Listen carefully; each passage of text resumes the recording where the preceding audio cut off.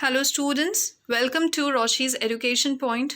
This is the part 2 of your chapter number 5 of your history textbook, class 6th.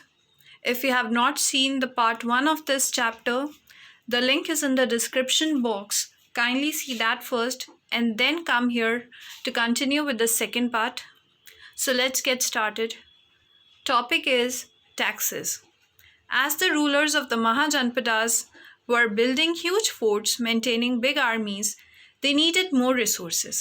अब महाजनपदास के जो rulers होते थे उनको बहुत बड़े बड़े फोर्ट्स बनाने पड़ते थे, बहुत बड़ी बड़ी आर्मीज़ बनानी पड़ती थी और इसके लिए उन्हें रिसोर्सेज भी बहुत ज़्यादा चाहिए होते थे. And they needed officials to collect these. और ये रिसोर्सेज मतलब पैसे को कलेक्ट करने के लिए उन्हें ऑफिशियल्स भी चाहिए होते थे. So instead of depending on occasional gifts brought by people, as in the case of the Raja of the Janpadas, they started collecting regular taxes. अब जो जनपदास के राजा होते थे वो डिपेंड करते थे जो लोग अपनी इच्छा से हमें गिफ्ट में दे जाएं उसी से वो लोग काम करते थे. महाजनपदास के राजाओं ने ऐसा नहीं करा. इन्होंने टैक्सेस का सिस्टम चालू कर दिया. रेगुलर बेसिस पर ये लोग आम जनता से टैक्सेस लेने लग गए थे. Taxes on crops were the most important. This was because most people were farmers. Usually the tax was fixed at 1/6 of what was produced. This was known as bhaga or a share. लोग mostly farmers होते थे तो farmers जो भी crop उगाएगा उस total का 1/6 portion राजा को मिलेगा एज अ टैक्स. इसको शेयर भी बोला जाता है और भगा भी बोला जाता है. Second, there were taxes on craft persons as well. These could have been in the form of labor. For example, a weaver or a smith may have to work for a day every month for the king. अब जो craft persons होते थे वो tax कैसे पे करेंगे? तो महीने में 1 या 2 दिन उसको राजा के अंडर में फ्री में काम करना होता था.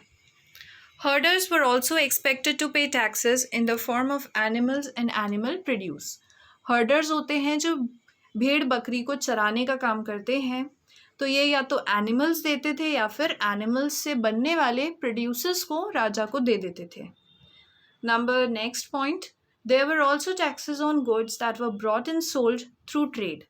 अगर आप ट्रेड करके कुछ लेकर आ रहे हो और उसको बेच रहे हो उस पर भी टैक्सेस लगते थे.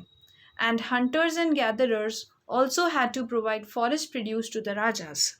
जो हंटर्स होते थे उनको भी जंगलों से काम होता था तो वो भी कुछ पोर्शन अपने प्रोड्यूस का राजा को in the form of taxes उनको देना पड़ता था. Changes in agriculture. There were 2 major changes in agriculture around this time. One was the growing use of iron प्लोशेयर्स.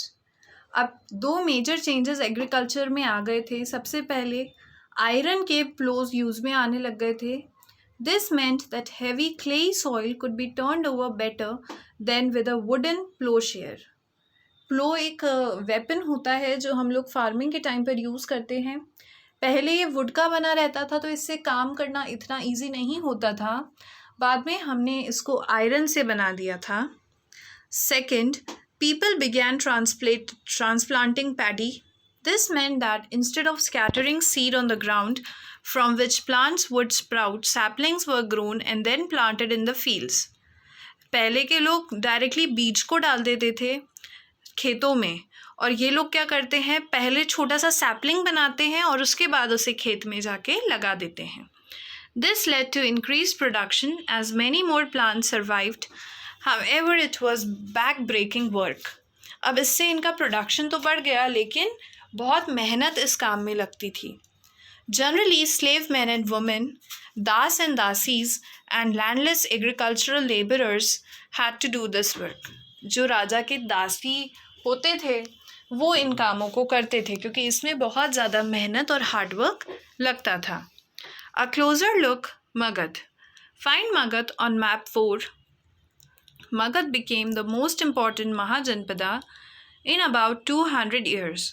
2 सालों के अंदर अंदर मगध बहुत इम्पॉर्टेंट महाजनपदा बन चुका था. Many rivers such as the Ganga and Son flowed through Magadh. This was important for transport, water supplies, making the land fertile. अब ये जो मगध का जो एरिया था, ये ट्रांसपोर्टेशन के पॉइंट ऑफ व्यू से, पानी की सप्लाई या लैंड की फर्टिलिटी, तीनों ही पॉइंट ऑफ व्यू से बहुत ही इम्पॉर्टेंट थी. Parts of Magadh were forested. Elephants which lived in the forest could be captured and trained for the army. अब हाथी जो एलिफेंट्स हैं वो जंगलों में रहते थे मगध के, तो इनको पकड़ लिया जाता था और फिर ट्रेनिंग दी जाती थी सो दैट वॉर के टाइम पर ये काम में आ सके. Forest also provided would for building houses, carts and chariots. Forest के अंदर से आपको लकड़ियाँ मिलेगी जिससे कि आप अपने घर बना लोगे, कार्ट्स बनाएंगे एंड चैरियट्स बनाएंगे. जो राजाओं के रथ होते थे वो बनाएंगे. Besides, there were iron ore mines in the region that could be tapped to make strong tools and weapons. As you all know, iron से बहुत important tools बनाए जाते थे because iron बहुत strong होता था. Magad had two very powerful rulers, Bimbisar and Ajatasattu, who used all possible means to conquer other Janpadas.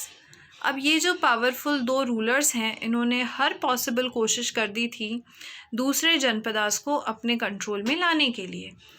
महापद्मनंदा was another important ruler. He extended his control up to the north west part of the subcontinent. ये महापद्मानंदा ये भी एक बहुत important ruler थे. Rajagriha, present day Rajgir in Bihar, was the capital of Magadha for several years. बहुत से सालों के लिए मगध की कैपिटल राजगृह थी जो कि बिहार में है. Later the capital was shifted to Pataliputra, present day Patna. आज के टाइम पे जो पटना है पहले उसे पाटलिपुत्रा बोला जाता था और बाद में मगध की कैपिटल भी यही हुआ करती थी.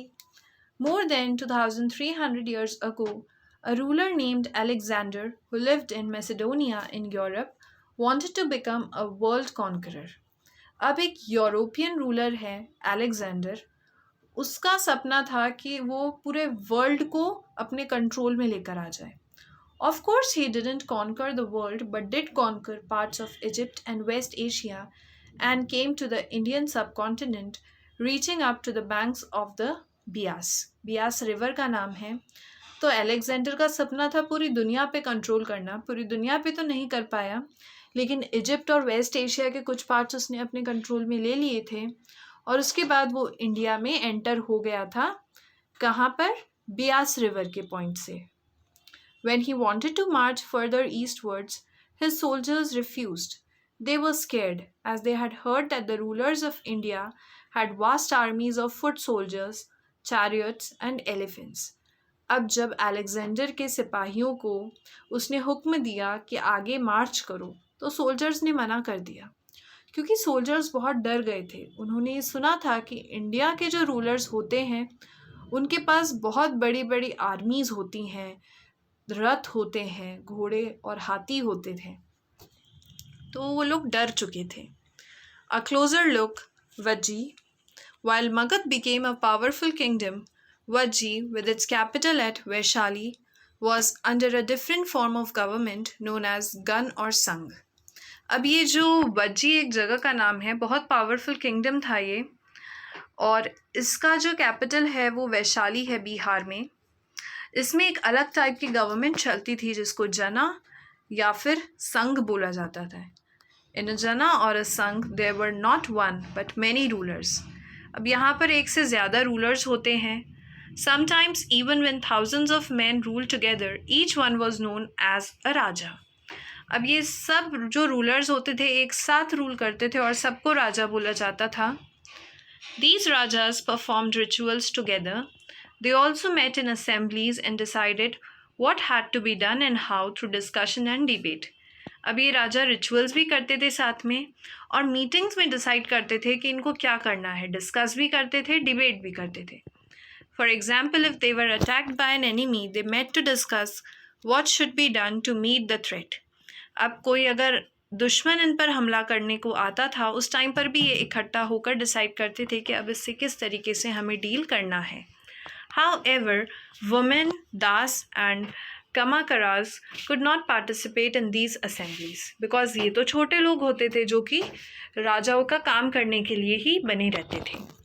Both the Buddha and the Mahavira, about whom you will read in chapter 6, belong to Ganas or Sangh. Some of the most vivid descriptions of life in the Sangh can be found in Buddhist book. अब संघ के बारे में detail में हम Buddhist books में पढ़ेंगे. जो दो हमारे इम्पॉर्टेंट रूलर्स हैं बुद्धा एंड महावीरा, उनके बारे में हम चैप्टर 6 में रीड करेंगे. Rajas of powerful kingdoms tried to conquer the Sangh. Nevertheless, these lasted for a very long time, till about 1500 years ago, when the last of the Ganas or the Sanghs were conquered by the Gupta rulers, about whom you will read in chapter number 10. अब जो बहुत ही powerful kingdoms के राजा होते थे वो हर time कोशिश करते थे इन संघ को अपने कंट्रोल में लेने के लिए, और ये प्रोसेस, ये कोशिशें 1500 सालों तक चलती रही है. लेकिन अभी भी ये संघ मौजूद थे, और लास्ट जो हमारा संघ था वो एक गुप्ता रूलर ने कॉन्कर कर लिया था, जिसके बारे में हम चैप्टर 10 में पढ़ेंगे. This was all about your chapter number 5. Thank you so much.